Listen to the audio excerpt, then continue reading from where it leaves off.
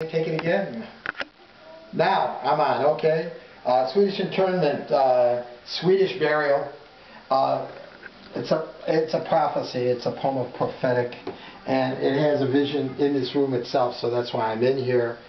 You know it's all bullshit, honey. This talk of visionary moment and prophetic feat. No more than a ploy, another way of me getting into your pants. Yet loving you, no quick turn of verse, it's a serious task requiring dedicated effort. At prognostication, I am gifted. I've always been able to see around corners. On that first night in bed, I told you I saw our future, I knew what was going to happen. And once you actually experience an event which I prefigure, you recognize about an uncanny familiarity. Deja vu. You feel the situation as if it were previously known, or may have already played. A thing you witnessed ages before. This power strikes deep. It causes tremble and pleasant excitement. It makes life expectant. With me you will learn to swoon and shudder. You will learn or know warm and be hot all over, yet other freeze in midwinter. I told you your grandfather speaks to me. His voice emerges from a dream.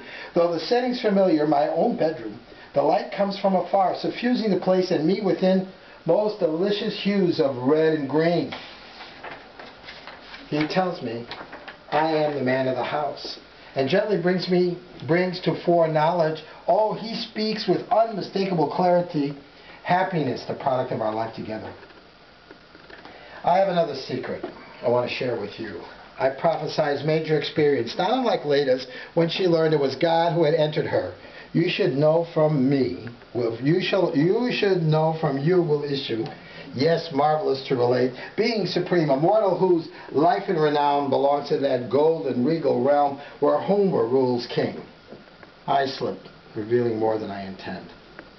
I knew it early on in life, long years before your birth, within truck farm fields, along rows of cabbage and corn. My love for you was growing strong. I had sight then, ears to catch the sounds, nose to whiff out the dreams bestowed on me, oracular from on high.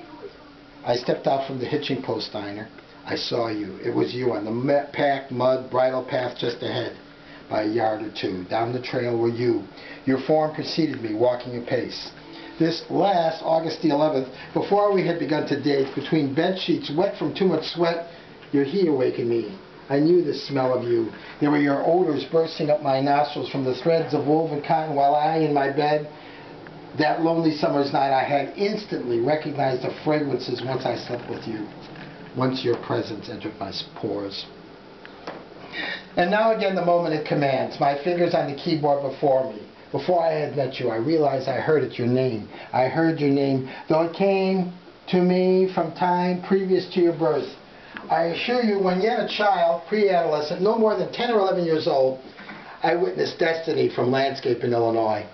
The refocusing veils of shimmer, aurora borealis, the phantasmagoric curtains of shifting colors, so utterly present, then in a faint, as if by trick of hand gone, held me captive. I had fallen to trance, bewitched, and in the midst of this awesome display, far from the north, your name, I heard it. I heard your name, it was announced, while the green and red flames of light crackled along the vaults of the universe. I looked, glimpsed into future time, and that very self-same night, I was no more than 10 or 11 years old. From the backyard lawn of my childhood home, facing north up into the nighttime colors, I saw oak trees growing outside an iron fence, and above a low earthen mound, a cemetery marker. My name. It was struck upon a gravestone. I knew it. I knew the certainty. The ground I saw was in Sweden. The green and red flames crackled your name along the vault of the universe. I stood, entranced, captive, gazing into the aurora borealis, bewitched.